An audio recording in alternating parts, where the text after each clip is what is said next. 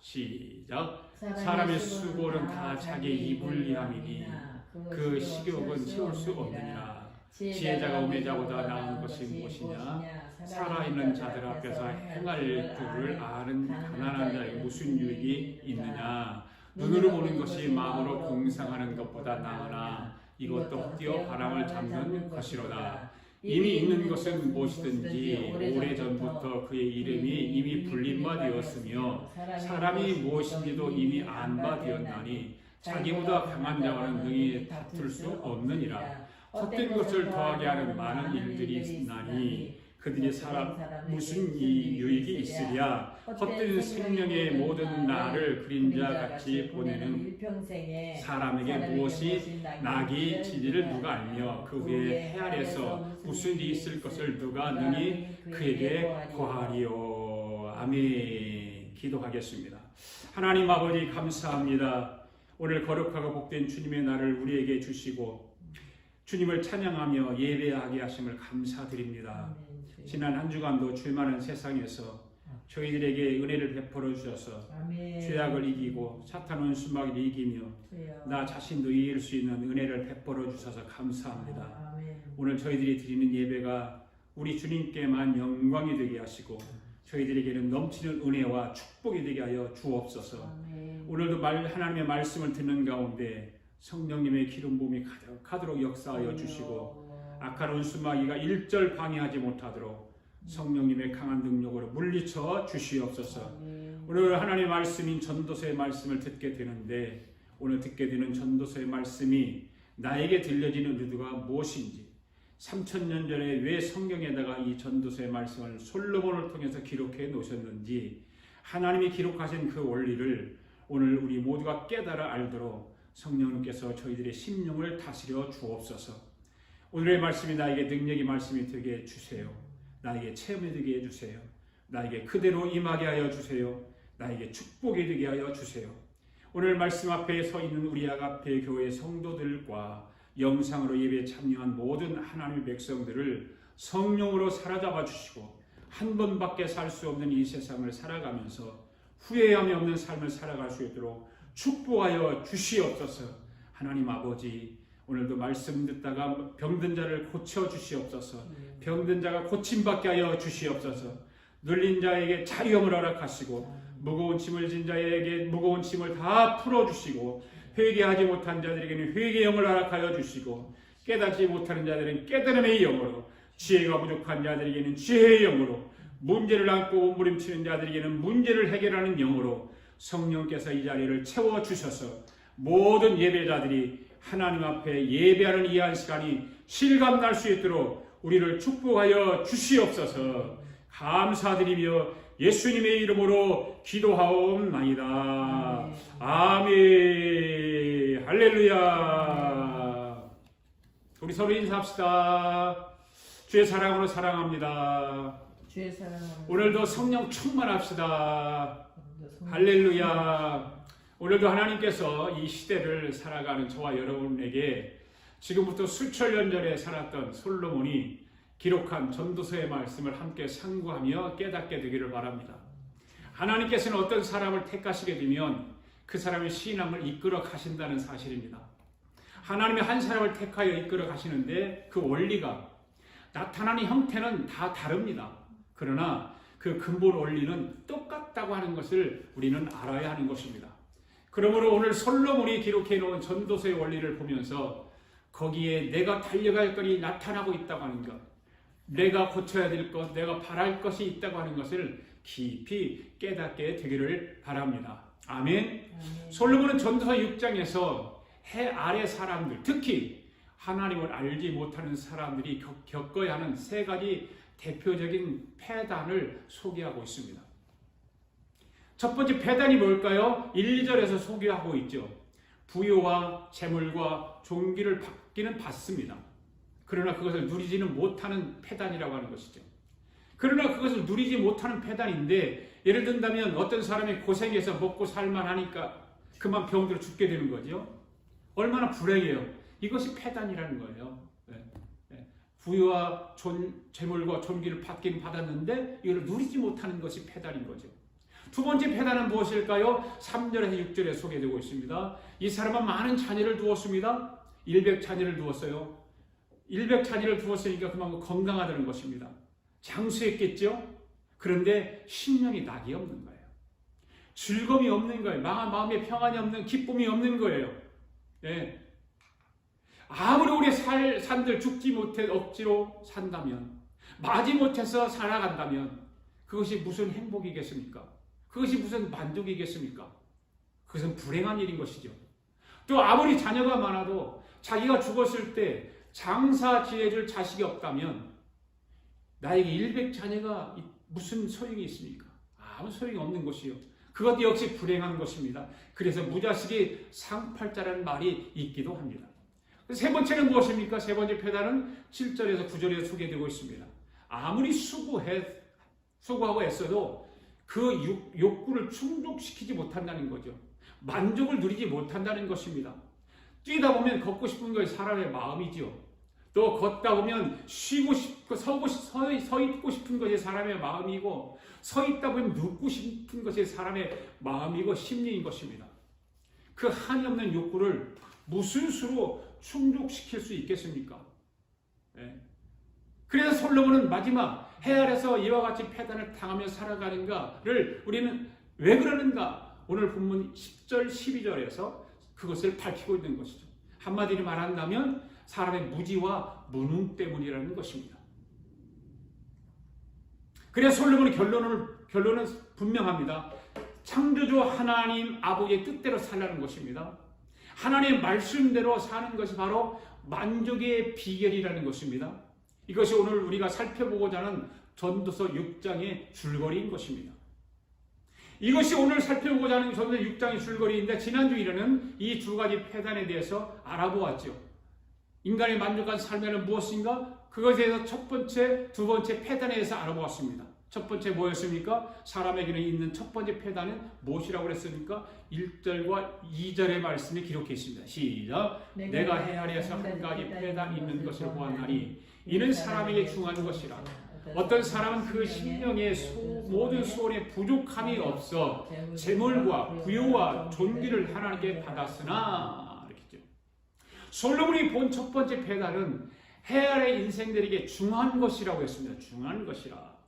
특별히 패단이라고 하는 말은 무슨 말이에요? 어떤 특별한 분류나 계층에만 해당하는 것이 아니라 이 땅에 호흡 있는 모든 사람들에게 해당되는 운명과도 같은 것을 의미하는 것입니다.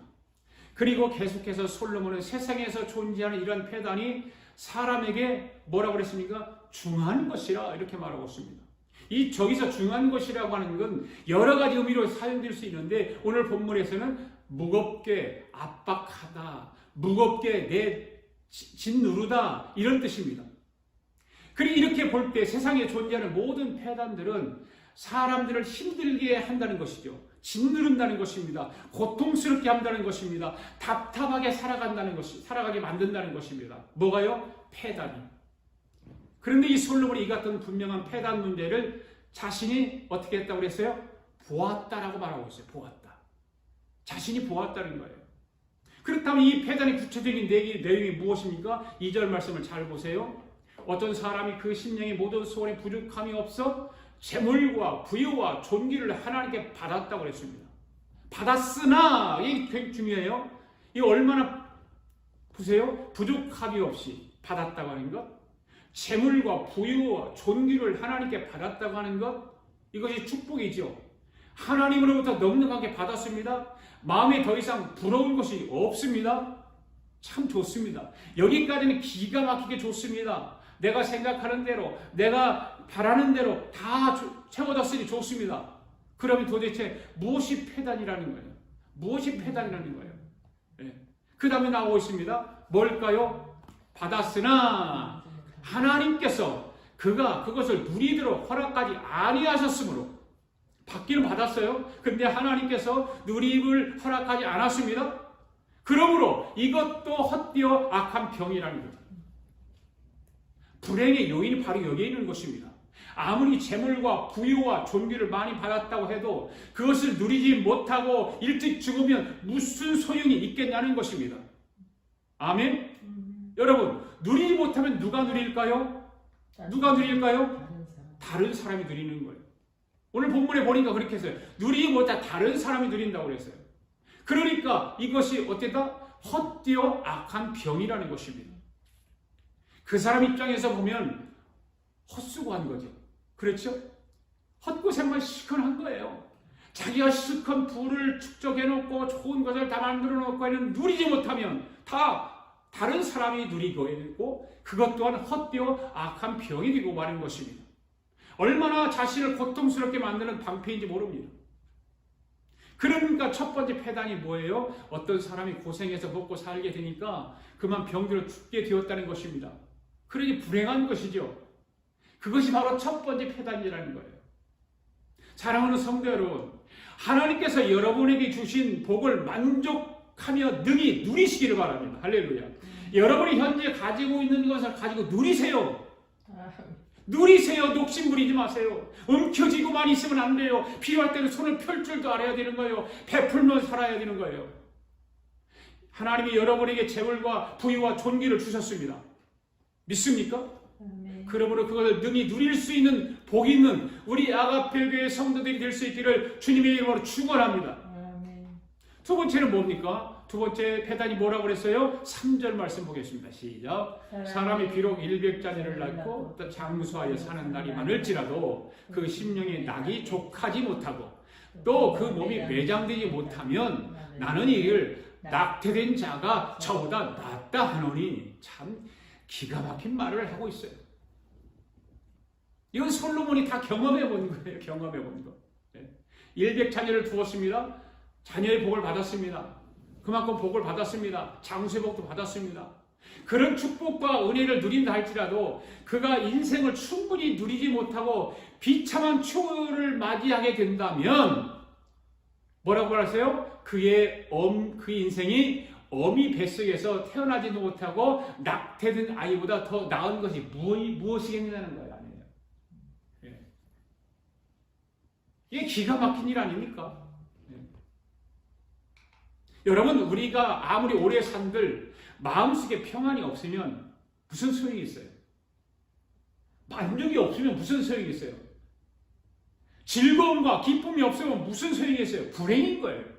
아무리 가진 것이 많아도, 아무리 내가 쌓은 것이 많아도, 좋은 집에 살고 좋은 옷을 입어도 마음에 평안이 없으면 아무 소용없는 거예요. 3절 말씀을 잘 보세요. 사람이 비록 일백자녀를 두고 낳고 장수하여 사는 날이 많을지라도 그 심령이 족하지 못하고 그 몸이 매장되지 못하면이라고 그랬어요. 죽었는데 그 몸 하나 제대로 거두어서 장사 지내줄 자녀가 없다면 일백자녀를 두었다 한들 무슨 소용이 있겠냐는 거예요. 아무 소용없는 거예요. 솔로몬이 그 사람에 대해서 이렇게 평가하고 있습니다. 3절 마지막 절을 잘 보세요. 나는 이르기를 낙태된 자가 저보다 낫다. 장사 지내줄 자녀가 없는 그 사람이 얼마나 불쌍하냐 그 말 아니에요. 오히려 낙태전보다 더 불행하다는 거예요. 여러분 실질적으로 누가 불행해요? 낙태된 자가 불행하거든요. 그런데 오늘 성경에서는 그 낙을 누리지 못하고 내가 죽어서 장사 지리를 아무리 자녀가 많아도 그런 자녀가 하나도 없다면 낙태된 아이보다 더 불행하다는 거예요. 여러분 이처럼 세상에서는 부하고 형통한 것처럼 살다가 마지막 날 이토록 비참한 추후를 맞이한 사람의 모습을 통해서 우리 자신이 마지막 어떠해야 할 것인가는 참 중요한 질문을 우리 스스로에게 던져볼 필요가 있는 거예요. 우리 스스로가 나에게 질문을 한번 던져봐야 되는 거예요. 그냥 한 귀로 듣고 한 귀로 흘러버리는 것이 아니라 그 내 마음에 받아들여서 그걸 나에게 질문을 던져봐야 돼요. 이 질문이 중요한 것이 왜 그런가? 아무리 이 땅에서 부하고 만족하고 건강하게 산다 해도 우리 인생의 진정한 평가는 마지막 날 누가 내려요? 하나님이 내리는 거예요. 내 스스로 내가 나를 평가를 내릴 수 없는 거예요. 주님 앞에 섰을 때 하나님이 나를 불러서 하나님 앞에 섰을 때 하나님이 나를 평가하는 거예요. 그러나 대개 사람들은 이것을 크게 염두에 두지 않고 살아가요. 사람들은 자기들이 살아가는 현재만 만족하면 되는 것으로 생각하며 살아가요. 현실주의 달리잖아요. 모든 사람들이 내일이 있다는 것을 알고 있어요. 내일. 모든 사람들이 마지막이 있다는 것도 알아요. 죽음이겠죠. 그런데 사람들은 자신에게 마지막이 다가오지 않을 것처럼 살아간단 말이에요. 영원히 살 것처럼 살아간다는 말이에요. 그러니까 사람들은 자신이 가야 할 곳이 어딘지도 모르고 사는 사람들이 있어요. 내가 하나님이 계신 천국으로 갈 것인가? 아니면 영원한 지옥불에 떨어져서 거기는 죽음도 없고 그냥 고통만 있는 그곳으로 갈 것인가? 그걸 모르고 살아갑니다. 자기 자신이 마지막으로 도달할 것이 어딘지도 모르고 산다면 그 사람의 삶은 어떤 삶이라고 여러분을 생각하시나요? 아마도 그러한 사람은 지도가 없이 여행하는 사람과 같을 것입니다. 나침판이 없이 항해하는 배와 같을 것입니다. 그 사람이 아무리 세상에서 번영하고 형통하며 활락을 누리는 삶을 산다 해도 그는 그런 자의 마지막은 슬픔과 후회와 절망과 낙심일 거예요. 그걸로 귀결될 거예요. 그러나 오늘 저와 여러분 마지막 날 우리 인생을 다 마쳤을 때 결국 저와 여러분은 하나님 앞에 설 것을 아는 사람들이에요. 할렐루야. 저와 여러분은 하나님 앞에 섭니다. 분명히. 믿습니까? 또한 저와 여러분은 하나님 앞에서 심판을 통과해야 함을 아는 사람들입니다. 아멘. 그리고 죽음 너머에 새하늘과 새 땅이 있다는 것도 성경을 통해서 밝히 계시를 받은 사람들이에요. 알고 있어요. 할렐루야. 아멘. 오늘 말씀을 듣고 계시는 여러분들 가운데 이런 인생의 표대와 방향과 목표를 잃었거나 잊으신 분이 계시다면 속히 바른 궤도를 회복할 수 있기를 바랍니다. 아멘. 여러분 교회 다니는 사람이든 교회를 안 다니는 사람이든 관계없어요. 이런 표대와 방향과 목표를 잃어버렸으면 아직도 잃고 있다면 생각지도 않고 있다면 빨리 궤도를 회복할 수 있기를 바랍니다. 그 궤도가 회복되어질 때에 저와 여러분은 만족하는 삶을 살 수 있는 것입니다. 할렐루야. 마지막만 아니라 우리에게 주어진 하루하루를 의롭고 온전하게 살아갈 수 있을 것입니다. 믿습니까? 네. 자, 전서 6장 4절 5절 말씀 한번 같이 한번 읽어보겠습니다. 시작. 낙태된 자는 헛되어 왔다가 어두운 중에 감에 그 이름이 어둠에 덮이니 햇빛도 보이지 못하고 또 그것을 알지도 못하는 이가 그보다 더 평안합니다. 여러분 낙태된 자가 어떠하다는 겁니까? 낙태된 자는 헛되어 왔다가 어두운 중에 가기 때문에 세상의 질고를 알지 못해요. 그렇죠? 세상 태어나지 않았으니까. 그렇지만 세상에서 아무리 번영하고 형통한 것처럼 삶을 살아도 천년의 갑절을 산다 할지라도 진정한 낙이나 만족이 없이 사는 대부분의 사람들보다 누가 더 낫다 그래요? 세상을 보지 못한 낙태된 자가 더 낫다 그 말이에요. 이건 엄청난 이야기를 하는 거예요. 물론 이것은 솔로몬의 삶 자체를 어떤 회의하거나 삶의 과정 전체를 부정함을 나타내는 것 절대 아닙니다. 잘 들어야 되는 것입니다. 하나님 말씀입니다. 솔로몬 역시도 인생이 지닌 가치와 아름다움을 누구보다도 잘 알고 있는 사람입니다. 모든 것을 다 가져봤고 누려봤고 경험해보았고 다 행동을 해본 사람이에요. 그럼에도 솔로몬이 이러한 표현을 하는 것은 인생 자체가 지닌 한계와 허무함을 보다 분명하게 저와 여러분에게 깨닫게 하기 위해서 깨달을 수 있도록 위한 거죠. 그래서 시편 기자는 인간의 생명을 이렇게 말했습니다. 시작. 그들은 육체이며 가고 다시 돌아오지 못하는 바람임을 기억하셨습니다. 사람의 생명을 뭐라고 말하고 있어요? 가고 다시 오지는 못하는 바람과 같다는 거죠.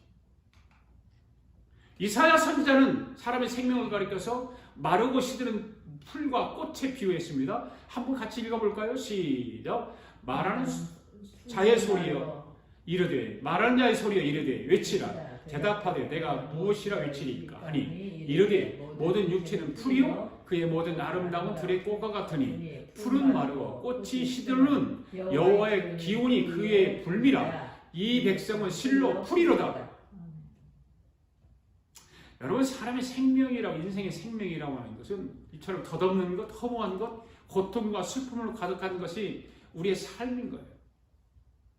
엄격히 따지면 깊이 생각해보면 그러기에 자랑할 것도 내세울 것도 없다는 거예요. 네. 여기서 전도자가 솔로몬이 이러한 사실을 지적하는 것도 마찬가지예요. 사람을 내세울 것이 무엇이며 인생이 쌓는 업적이나 공로가 도대체 그에게 어떤 유익을 줄 수 있느냐는 거예요. 돌이켜보면 아무것도 아니라는 것입니다. 아멘? 이처럼 철저하게 인생의 덧없음을 지적하는 그 이유는 궁극적으로 한 가지예요. 딱 한 가지예요. 그것이 무엇일까요? 바로 사람이 철저하게 의지해야 할 대상과 소망해야 될 대상이 이 세상에 있는 것이 아니라 천지 만물을 지으신 하늘에 계신 하나님이시라는 거예요. 아멘. 믿습니까? 아멘. 여러분 이 사실 잊지 마시고 꼭 마음속에 새기고 기억하시길 바랍니다. 물론 우리는 연약하죠. 참 어리석어요. 그리고 거짓된 본성을 갖고 살아가요. 그러기에 종종 거짓의 아비인 원수 마귀에게 속아서 스스로를 의지하고 그렇죠? 세상에 소망을 두는 때가 종종 있습니다. 그러나 하나님은 우리가 그처럼 거짓되고 어리석은 삶, 허무한 삶을 살기를 원치 않으십니다. 아멘. 네. 그래서 오늘 말씀을 통해서 이처럼 우리들 자신과 우리의 삶의 실태를 분명하게 가르치고 계시는 것입니다. 또 하나님은 성경에 기록된 바와 같이 당신의 자녀들을 바른 길로 이끄시고 전적으로 당신만을 의지하도록 살도록 하시기 위해서 때로는 어려움도 주시고 때로는 또 시련도 겪게 해주시는 것입니다. 우리에게 고통을 안겨주시기 위해서 우리를 버렸기 때문에 그런 것이 아니라 우리는 하나님의 자녀되기 때문에 자녀된 우리를 바른 길로 이끌어 주시고 전적으로 아버지만을 의지할 수 있도록 하기 위해서 때로는 어려움도 시련도 주시는 것입니다. 이 같은 하나님의 가르침을 항상 마음에 간직하고 매일 하나님 앞에 살아갈 수 있기를 주의 이름으로 축복합니다. 아멘. 할렐루야. 아멘. 6절 말씀 또 보겠습니다. 시작. 저가 비록 천년의 갑절을 산다 할지라도 낙을 누리지 못하면 마침내 다 한 곳으로 돌아가는 것뿐이 아니냐. 여러분 천년의 갑절이 얼마예요? 2000년이지요. 2000년. 그러니까 갑절이나 뒤는 2000년의 삶을 살았다고 해도 그에 상응하는 만족한 삶을 살지 못했다면 아무런 유익이 있다 없다? 없다. 그렇습니다. 여러분 행복한 삶, 만족한 삶이란 길이가 결정하는 거예요. 오래 사는 것이 결정하는 것이 아니에요. 1000년을 살았다고 그는 결정되는 것이 아니에요. 돈이 아무리 많아도 몸이 건강하지 못해서 늘 병들고 시달린다거나 자녀가 속을 썩여도 살아도 사는 것이 아니잖아요. 그런 삶을 산다면 무슨 의미가 있어요? 중요한 것은 우리가 바로 이 순간 얼마나 만족하며 낙을 누리고 살고 있느냐 하는 거예요. 할렐루야. 지금 내가 내 안에 가지고 있는 것을 가지고 내 안에 있는 것을 가지고 얼마나 만족하며 낙을 누리며 즐겁게 사느냐는 거예요. 그러니까 두 번째 표현은 뭐예요? 100 자녀를 두고 그만큼 건강하게 오래 살아간들 죽지 못해서 억지로 맞지 못해 살아간다면 그것이 무슨 소용이 있겠냐 그 말입니다. 이게 두 번째 표현. 지난주일까지 여기까지 했어요. 그래서 이에 대해서 사도 바울이 뭐라고 확고한 대답을 하고 있어요? 고린도후서 3장 5절 말씀 시작. 우리가 무슨 일이든지 우리에게서 난 것 같이 생각하여 스스로 만족할 것이 아니니 우리의 만족은 오직 하나님께로서 나느니라. 아멘. 할렐루야. 우리 인생의 만족은 우리 안에 또는 해 아래 세상 가운데서가 아니라 오직 하나님으로 말미암는다. 믿습니까? 아멘. 세상에는 기쁨의 종류가 많아요. 우리 눈에 보이고 손에 잡히고 막 너무너무 많잖아요. 그걸 눈에 보면 막 즐겁고 기쁘고 그것이 내 손에 잡히면 더 좋고 내 손아귀에 들어오면 더 좋고 더 많은 자녀들이 주는 기쁨도 있고 막 돈이 주는 게 세상이 주는 기쁨,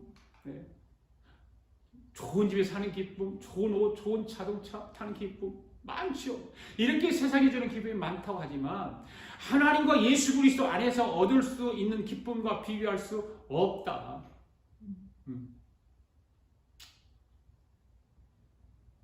이런 믿음을 가지기까지 이런 믿음을 가진 사람들이 과연 얼마나 될까? 눈에 보이고 손에 잡히는 것이 아닌 눈에 보이지 않는 손에 잡히지 않는 하나님 예수 그리스도 때문에 기뻐하고 즐거워하는 믿음을 가진 사람이 얼마나 될까? 여러분 예수 그리스도 안에서 기쁨이 왜 그렇게 중요할까요?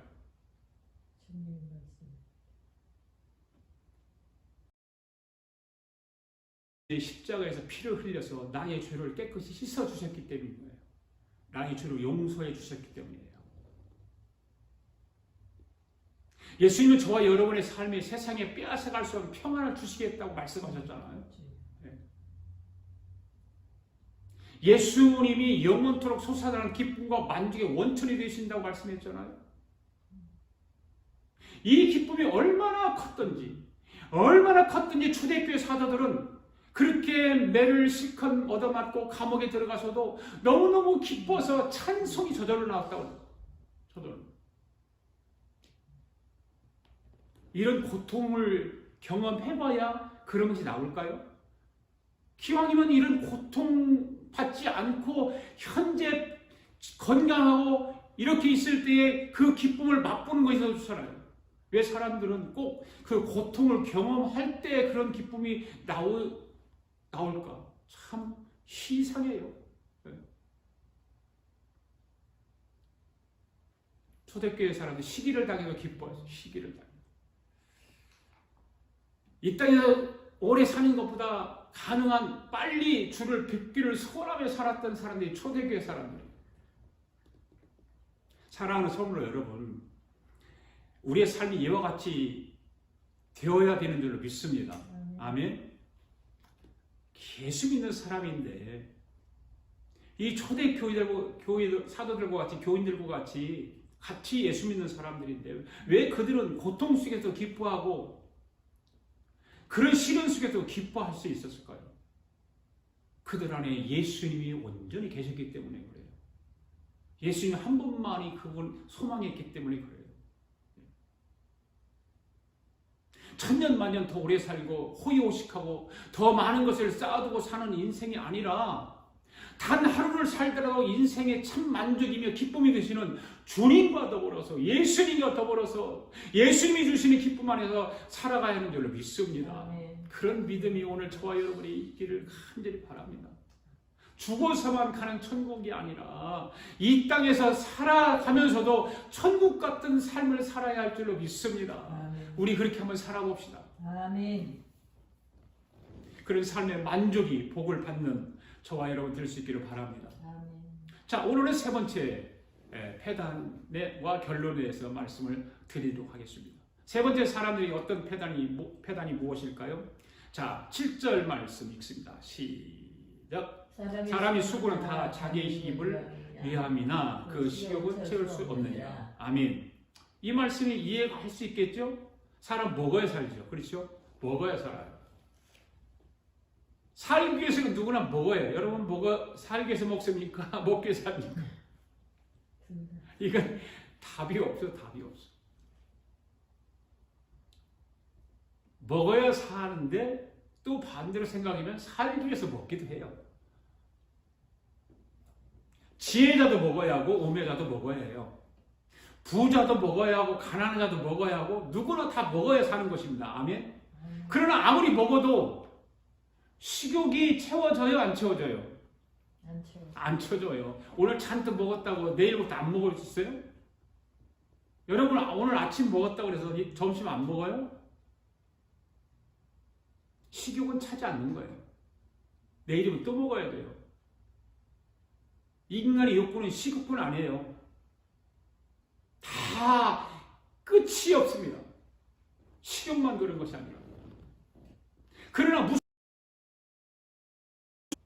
8절 말씀 봅시다. 8절 시작. 지혜자가 우매자보다 나은 것이 무엇이냐? 살아있는 자들 앞에서 행할 줄 아는 가난한 자에게는 무슨 유익이 있는가? 이 말씀이 무슨 뜻입니까? 지혜도 먹어야 살고 우매자도 먹어야 산다는 말입니다. 다를 바가 없다는 것입니다. 지혜자나 우매자나 아무리 수고해도 욕구를 충족시키지 못하는 것도 똑같습니다. 지혜자로 더 나을 것이 하나도 없습니다. 자, 하반절 말씀 보세요. 8절 4반절. 사람인 자들 앞에서 행할 줄 아는 가난한 자에게 무슨 유익이 있는가? 이 사람은 비록 가난하지만 인생 앞에서 행할 줄 안다고 했잖아요. 그만큼 지혜롭다 그런 말입니다. 그러나 지혜자가 아무리 자기의 지혜를 다 짜내고 아무리 고생하고 수고해서 원하는 것을 손에 쥔들 그것이 무엇이 그리 유익하겠느냐 그 말이에요. 그 말은 뭐예요? 또 다시 다른 욕구가 생긴다 그 말이에요. 결코 만족함이 없다. 9절 보세요. 시작. 눈으로 보는 것이 마음을 공상하는 것보다 나오나 이것도 헛되어 바람을 잡는 것이로다. 여러분 눈으로 보면서 손에 쥐는 것이 낫습니까?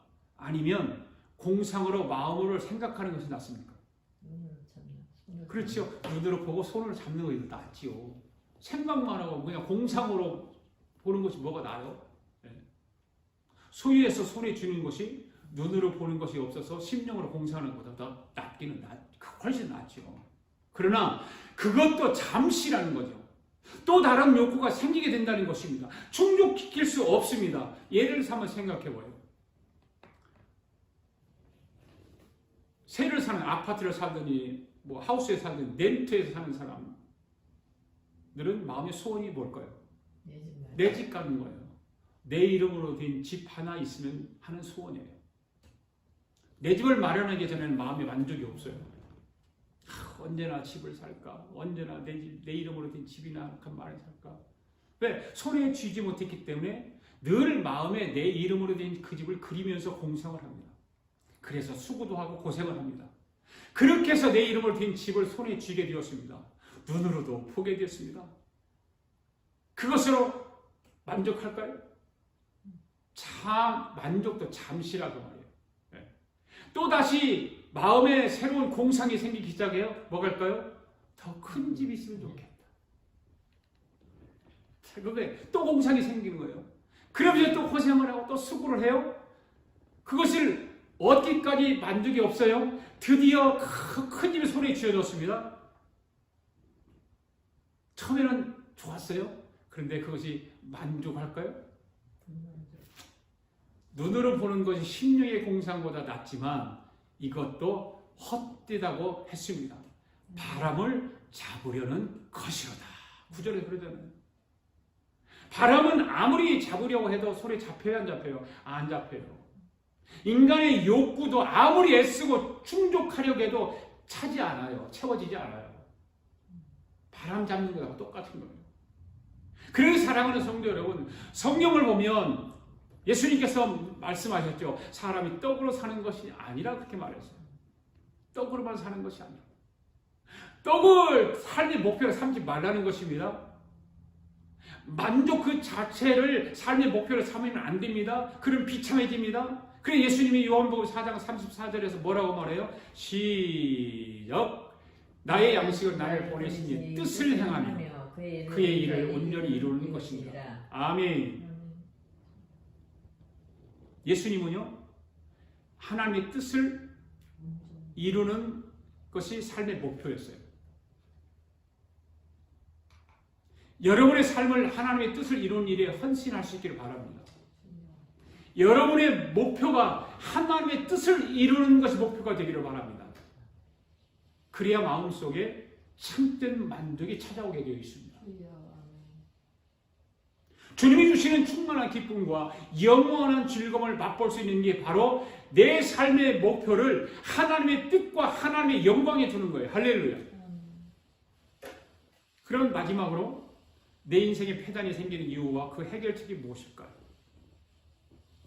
여러분, 왜 해아의 인생들이 이와 같은 폐단을 겪으며 살아야 할까요? 그 폐단을 극복할 수 있는 길이 무엇일까요? 어떻게 하면 우리가 해 아래에서 좀 더 만족함을 누리며 살 수 있을까요? 이것을 솔로몬이 결론 부분에서 일깨워주고 있습니다. 10절 말씀을 읽겠습니다. 시작. 이미 이는 무엇이든지 오래전부터 그 이름이 칭함바 되었으며 사람이 무엇인지도 이미 안바 되었나니 자기보다 강한 자와 능히 다툴 수 없느니라. 아멘. 이미 있는 무엇이든지 오래전부터 그 이름이 칭함바 되었다고 했습니다. 누구에 의해서 칭함바 된 것입니까? 하나님이죠.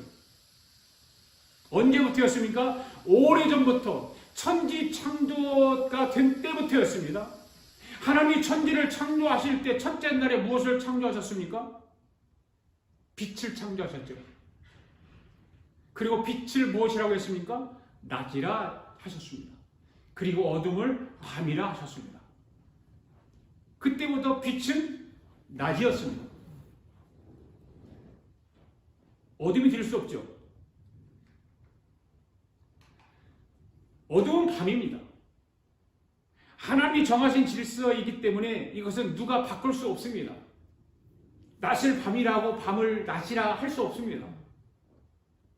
사람을 창조하시고 그 이름을 칭하신 것도 마찬가지입니다. 하나님께서 흙으로 사람을 빚으셨습니다. 코에 생기를 불어넣어 사람을 만드셨습니다. 사람을 만드시고 그 이름을 무엇이라고 칭하셨습니까? 아담이라고 칭하셨습니다. 왜냐하면 흙에서 왔기 때문입니다. 아담이라고 하는 이름은 뜻이 흙에서 왔다는 말입니다. 그러니까 사람은 자기의 본질이 무엇인지 잊지 말아야 되는 거예요. 할렐루야. 아멘. 기억하면서 살아야 돼요. 그렇게. 흙에서 왔으니까 우리는 흙으로 돌아갈 수밖에 없는 존재예요. 그만큼 약한 존재예요. 그래서 10절 중반부에 보면 뭐라고 그랬어요? 사람이 무엇인지도 이미 안바되었나니라고 그랬어요. 여러분, 우리는 피조물입니다. 믿습니까? 흙으로 만드는 존재예요. 그러니까 어찌 피조물인 우리가 인간이 하나님의 뜻을 거역하면서 창조주 하나님과 감히 다툴 수 있겠습니까? 그럼 보세요. 자기보다 강한 자와 능히 다툴 수 없느니라 그랬잖아요. 우리는 하나님과 다툴 수가 없어요. 하나님 우리를 창조하신 분이에요. 우리를 만드신 분이에요. 우리는 피조물이에요. 하나님은 하늘에 계시고 우리는 이 땅에 있는데 감히 우리가 어찌 하나님과 다툴 수 있어요? 그런데 해 아래 인생들 가운데 어리석게도 하나님과 다투려고 하는 사람들이 있단 말이에요. 11절 보세요. 시작. 헛된 것을 더하게 하는 많은 일이 있나니 사람에게 무엇이 유익하랴. 피조물인 우리 인간이 하나님의 뜻을 거역하면서 무엇이 그리 유익하겠어요? 되는 일이 뭐 있을까요? 다 뭐라 그래? 헛된 것이다. 할렐루야. 하나님께서 아담과 하와에게 분명히 말씀하셨어요. 선악을 알게 하는 나무와 실과를 먹지 말라. 네가 먹는 날에 정령 죽으리라. 그러면서 생명나무 실과를 비롯해서 각종 나무 실과를 아담과 하와에게 주셨잖아요. 그런데 아담과 하와가 어떻게 했어요? 먹으면 하나님과 같이 될 것이라고 하는 뱀의 유혹에 빠져버려요. 하나님의 말씀에 불순종하고 하나님의 뜻을 거역하고 선악과를 따먹어버렸어요. 행복해졌을까요? 하나님 말씀 여러분 잘 보셔야 돼요. 그러니까 하나님같이 될 것이라고 뱀의 유혹에 빠져서 그 일을 행했다 그 말이에요. 그런데 행복해졌을까요? 아니죠. 불행해졌습니다. 그것을 보면 우리 인간은 하나님의 뜻을 거역하면 절대로 만족할 수 없는 거예요. 행복해질 수 없는 거예요. 그걸 알아야 됩니다. 예수를 안 믿었으면 모르지만 예수를 믿는 저와 여러분은 하나님의 뜻에 따라 살아가야 되는 거예요. 하나님이 오른쪽으로 가라 하면 오른쪽으로 가는 것이 바로 만족할 수 있는 삶을 살 수 있는 거예요. 그 길이 비록 좁고 길이 힘들고 고통스러워 보이지만 그 길로 가는 것이 만족을 얻을 수 있는 비결이라 그 말입니다. 왼쪽으로 가면 만족해질 것 같죠? 그렇지 않아요. 하나님 오른쪽으로 가라 했으면 오른쪽으로 가야 되는 거예요. 여러분, 어리석은 부자가 농사가 잘 되어서 수확을 걷어놓고 쌓을 곳이 없어서 창고를 새로 지었어요. 잔뜩 쌓아두었어요. 일식을 만족했겠죠. 평안하다. 이제 편안히 눕자. 그러나 바로 그날 그에게 불행한 일이 일어나지 않았습니까? 마찬가지로 인간의 생각으로는 일순간 만족해 보일지는 모르지만 하나님의 뜻을 거역한 인생은 결코 만족해질 수 없다는 거예요. 마지막 12절 말씀 보겠습니다. 시작. 헛된 생명의 모든 날을 그림자같이 보내는 일평생에 사람에게 무엇이 나는지 누가 알며 그 신호의 해 아래에서 무슨 일이 있을 것을 누가 능히 그에게 고하리요. 솔로몬은 인간의 생명은 헛되다고 표현했어요. 일평생의 모든 날을 그림자같이 보내야 하기 때문에. 그래서 야고보서 사도가 무엇이라고 했냐면 야고보서 4장 14절에 이렇게 말했어요. 시작. 내일 일을 너희가 알지 못하는도다. 너희 생명이 무엇이냐? 너희는 잠깐 보이다가 없어지는 안개이다. 다 같이 따라서요. 나는 안개다. 안개는요, 덧없는 거예요. 잠깐 있다가 지나가 버리는 거예요. 인간이 그렇다. 인간의 생명이 그렇다는 거예요. 인간의 생명이 영원한 것이 아니라 덧없는 거예요. 잠깐 있다가 지나가는 것이 인간의 생명이에요. 그러니까 이와 같이 무지하고 무능한 우리 인생의 만족이 무엇인지 어떻게 알겠어요? 그렇잖아요. 무엇이 만족을 가져다 줄지 우리 인생은 알 수 없어요. 누구만 알까요? 하나님만이 아세요. 그러니까 하나님께서 말씀하신 대로 따라가는 것이 바로 만족의 비결을 배우는 거예요. 할렐루야. 아울러서 그 신우의 해 아래에서 무슨 일이 있을 것을 누가 능히 그에게 고하리오라고 했어요. 네. 인간의 장래에 대해서 누가 능히 고할 수 있겠습니까? 점쟁이가 알려줄까요? 어떤 사람들 점쟁이 찾아가긴 하죠. 어떤 사람은 역술가를 찾아가서. 그러나 그들이 알려줄까요? 아무도 알 수 없습니다. 내일 일을 알 수 없는 것이 오늘 현대를 살아가는 우리 인생입니다. 한치 앞도 내다볼 수 없다고 그러잖아요. 어떻게 우리가 알아요? 그러나 하나님은 아십니다. 아멘. 그러니 하나님의 말씀하신 그대로 따라가는 것이 그 뜻을 따라 사는 것이 만족한 삶이 되는 거예요. 할렐루야. 믿습니까? 네. 사랑하는 우리 아가페 교회 성도 여러분, 오늘 저와 여러분은 언제나 하나님의 뜻을 따라 살아갈 수 있기를 바랍니다. 하나님의 뜻대로 말씀대로 사는 것이 여러분의 삶이 되고 저의 삶이 되기를 바랍니다. 그래서 여러분의 남은 생애가 주님 안에서 복되고 아름다운 삶이 되기를 바랍니다. 18세기 초에 영국의 유명한 문필가였던 조셉 에디슨이라고 하는 사람이 우리에게 잘 알려진 이런 말을 남겼습니다. 첫째는 뭔가 해야 할 일이 있다. Something to do 이렇게 했죠. 할 일이 있다. 두 번째는 누군가 사랑해야 할 사람이 있다. Someone to love라고 했어요. 세 번째는 뭐라고 했어요? 뭔가 바라는 기대할 것이 있어야 한다. Something to hope for. 그랬어요. 저와 여러분이 예수 그리스도 안에서 이 세 가지 요소를 다 가지고 살아가는 사람들이에요. 그렇죠? 다 살아가는 사람들. 예수 그리스도 안에서 뭔가 해야 될 일이 있고, 예수 그리스도 안에서 누군가 사랑해야 할 사람이 있고, 예수 그리스도 안에서 뭔가 바라는 기대할 것이 있는 거예요. 할렐루야. 그래서 우리의 삶의 목표는 분명한 것, 분명한 것. 어정쩡한 것이 아니라 허공을 바라보는 것이 아니라 분명하다. 저와 여러분은 뭐 먹든지 마시든지 무엇을 하든지 하나님의 영광을 위해서 하는 사람들인 줄 믿습니다. 저와 여러분에게 사랑해야 할 대상이 분명합니다. 그 사랑의 대상이 누구일까요? 내 마음과 내 뜻과 정성을 다해서 하나님을 사랑하고 이웃을 내 몸과 같이 사랑하며 살아가는 존재들이라는 거죠. 저와 여러분에게 소망이 있습니다. 어떤 소망일까요? 해 아래 이 땅 위에 것에 집착해서 사는 것이 아니라 해 위의 세계, 영원한 세계를 소망 가운데서 바라보며 살아가고 있는 사람들인 줄 믿습니다. 사랑하는 성도 여러분, 여러분의 삶의 만족을 부귀와 영화 가운데서 찾으려고 하지 마십시오. 그렇지 않으면, 그렇게 되면 절대로 만족해지지 않습니다. 오히려 비참해집니다. 왜냐하면 만족은 부귀와 영화에 있는 것이 아니기 때문입니다. 건강하다고 만족한 것이 아닙니다. 장수한다고 만족한 것이 아닙니다. 여러분에게 수많은 자녀가 있다고 해서 만족한 것이 아니라고 했습니다.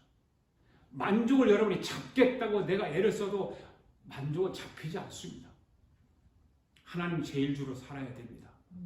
신앙 제일주의로 살아야 합니다. 하나님의 뜻을 이루어드리는 삶을 살아야 합니다. 그것이 바로 만족의 비결이죠. 그래서 예수님께서 뭐라고 말씀합니까? 너희는 먼저 그 나라와 그 일을 구하라.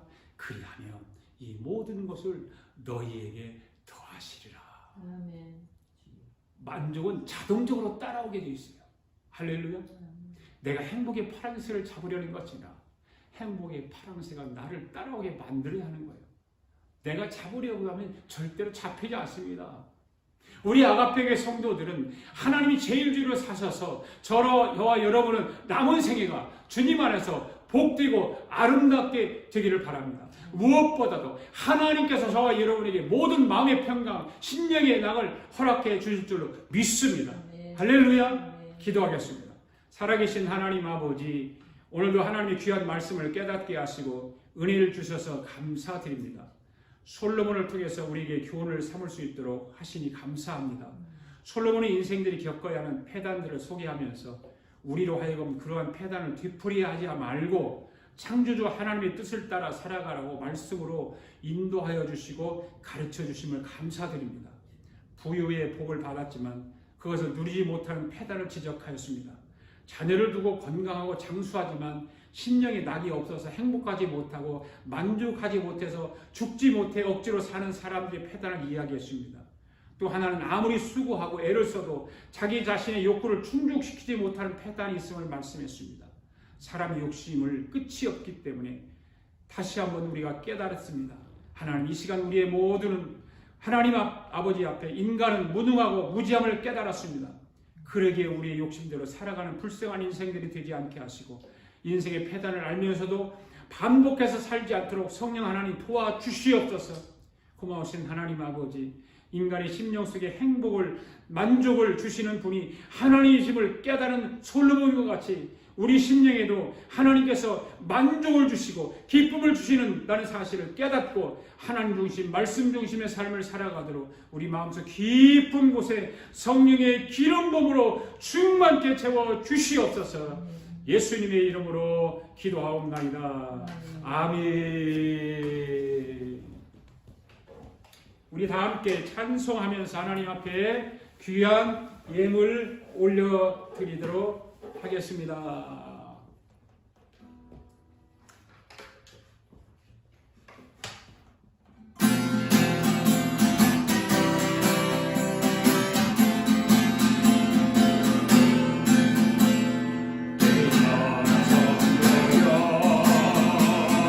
회개의 창을 열고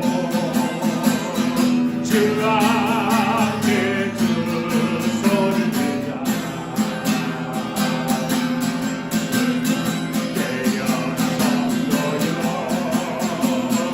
복음을 갈망하며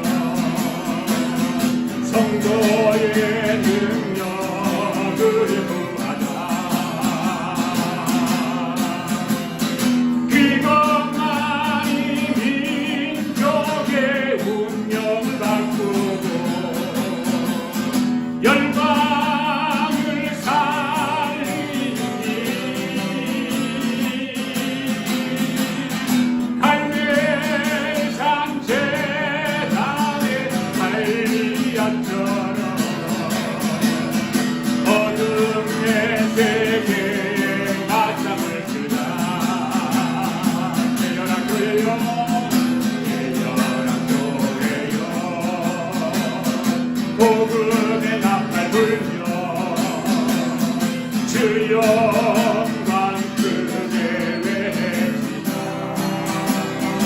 깨어라 교회여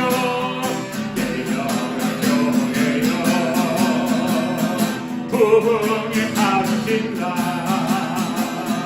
믿음 내 뜻을 높이 올리자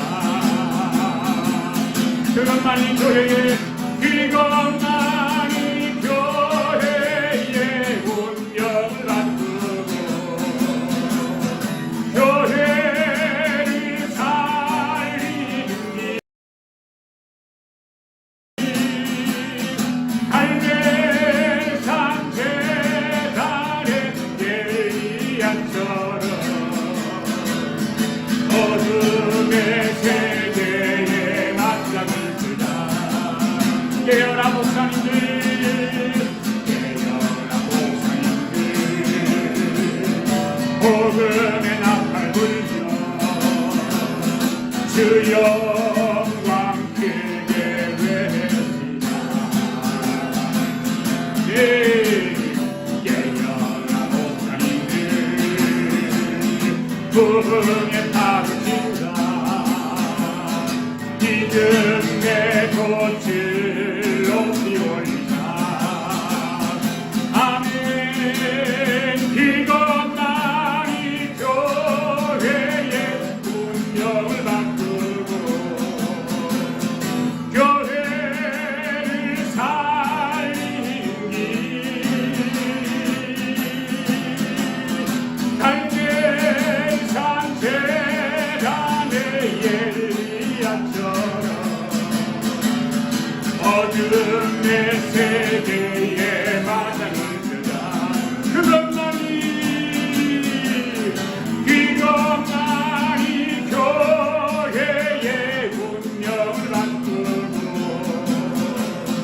교회를 살리는 길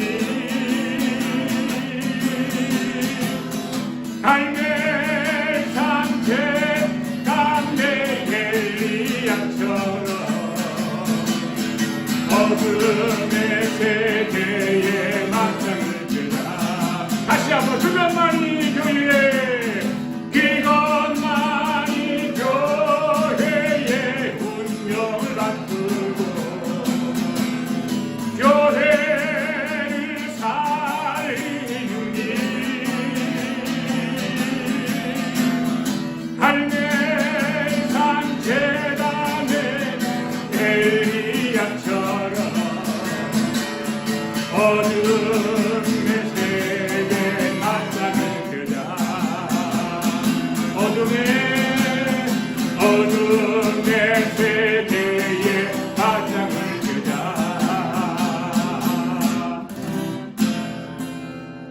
하나님 아버지 감사합니다. 오늘도 귀한 말씀으로 깨닫게 하시고 은혜 베풀어 주셔서 참으로 감사합니다. 말씀에 감사해서 오늘 예물을 하나님 앞에 봉헌에 올렸습니다. 11조 예물, 감사 예물, 선교 예물 하나님 앞에 드렸사오니 주여 이 예물 받아 주옵소서. 사랑하는 성도들이 드린 예물 주님 받으셔서 축복해 주시기를 원합니다. 하늘의 신령한 복으로 이 땅의 기름진 복으로 충만케 채워주셔서 하나님의 의를 이루게 하시고 이 땅에서 선한 일을 잘 감당하며 살아가도록 축복하여 주시옵소서. 하나님께 드린 예물을 통해서 하나님의 나라가 확장되게 하시고 하나님의 교회가 그 일을 잘 감당할 수 있도록 오병이의 기적을 만들어 주시옵소서. 우리 교회가 선교한 엘살바도르의 황영정 선교사님, 중국의 멕시코의 홍노경 선교사님 축복하여 주시고 저제 사역에 필요한 것들 하나님이여 부족함이 없도록 구석구석 채워 주시옵소서. 물질로 넘치도록 채워 주셔서 참 가난하고 헐벗고 굶주리고 참으로 먹을 것이 없어서 참으로 배고파하는 저들에게 마음껏 먹이며 입히고 아버지 저들을 복음으로 양육할 수 있도록 그 선교지를 축복하여 주시옵소서. 우리 아가페가 그 작은 일을 돕는 일로 감당하고 있습니다. 더 많이 도울 수 있도록 축복하여 주시어서 하나님께서 기뻐하시는 우리 아가페 교회가 되게 하여 주시옵소서. 지금은 우리 주 예수 그리스도의 은혜와 하나님 아버지의 극진하신 사랑과 성령님의 감동감화 충만하신 역사가 오늘도 하나님 말씀을 듣고 그 말씀을 따라 살아가기로 다짐하고 돌아가는 사랑하는 성도들 머리머리 우애와 성도들의 가정과 직장과 경영하는 기업의회와 우리가 살고 있는 이 비합중국과 하나밖에 없는 우리 대한민국과 주의 이름으로 모이는 교회 위에 지금으로부터 영원토록 함께 하시기를 예수님의 이름으로 축원하옵나이다. 아멘.